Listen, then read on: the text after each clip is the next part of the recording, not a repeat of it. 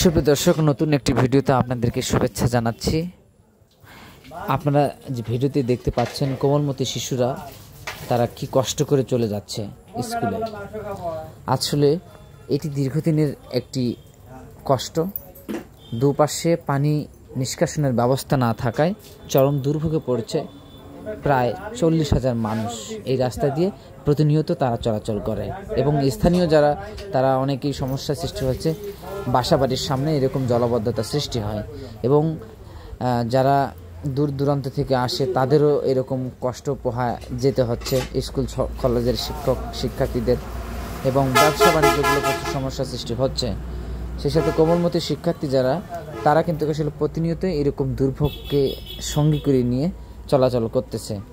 এই যে এখানে গ্রামীণ ব্যাংক রয়েছে, তারাও কিন্তু আসলে একটি সমস্যার সম্মুখীন হচ্ছে। একটা নিরাময় ডায়াগনস্টিক সেন্টার এবং ক্লিনিক রয়েছে, তারাও কিন্তু আসলে খুব সমস্যায় পড়ছে।